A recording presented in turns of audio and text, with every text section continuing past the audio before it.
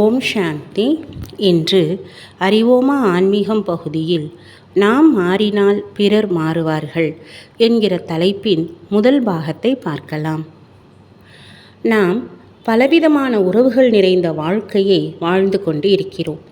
சில நேரங்களில் இந்த உறவுகள் பல சவால்களை கொண்டு வருகின்றன.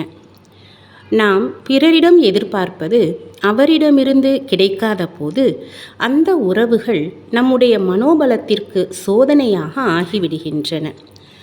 பிறரிடம் எதிர்பார்ப்புகள் வைப்பது சில நேரங்களில் நம்மை அதிக சுமையுடையவர்களாக ஆக்கிவிடுகிறது. அந்த நேரங்களில் நாம் மனிதர்களை கையாளுவது மிகவும் கடினம் என்று உணர்கிறோம். அத்துடன் கற்பனை செய்ய முடியாத அளவிற்கு வாழ்க்கையில் ஆர்வத்தை இழக்கிறோம். முன்னொரு காலத்தில் ஒரு ராஜா ஒரு மிகப்பெரிய ராஜ்யத்தை ஆண்டு வந்தார். அந்த ராஜ்யம் பல்வேறு விதமான மனிதர்களை கொண்டது.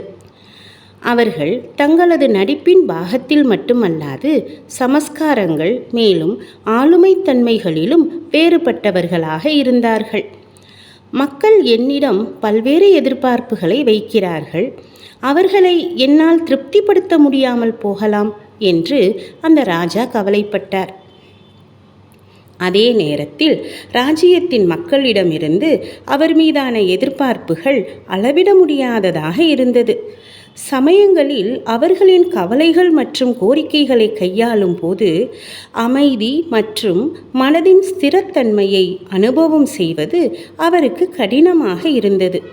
அப்போது அந்த ராஜ்யத்தின் மந்திரி ஒவ்வொருவருடைய ஆசைகள் மேலும் அவர்கள் விரும்பியவற்றின் மீது கவனம் கொடுப்பதற்கு பதிலாக நீங்கள் உங்களுடைய நல்ல சுயத்தில் நிலைத்திருங்கள், உங்களுடைய நடிப்பை முடிந்த வரையில் சிறப்பாக நடிப்பதில் கவனம் வையுங்கள், மீதியை அது எப்படி நடக்குமோ அப்படியே நடக்க விட்டுவிடுங்கள் என்று ஆலோசனை கூறினார்.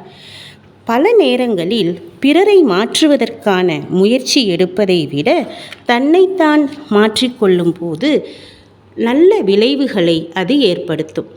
இது ஏனென்றால் உங்களுடைய மாற்றம் பிறரையும் அவர்களிடம் மாற்றத்தை கொண்டு வருவதற்கு தூண்டுதல் கொடுக்கிறது.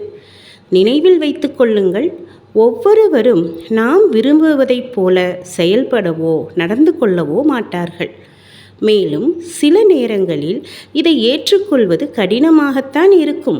ஆனால் நாம் நம்முடைய நேர்மறையான நடத்தையிலும் மாற்றத்திலும் உறுதியாக இருந்தோமெனில் அவர்கள் நம்முடைய மாற்றத்தை பார்த்த பிறகு ஒரு குறிப்பிட்ட காலகட்டத்தில் அவர்களுடைய தவறுகளை உணர ஆரம்பிப்பார்கள். மேலும் நீங்கள் எதிர்பார்த்த விதத்தில் மாறுவார்கள். ஓம் சாந்தி.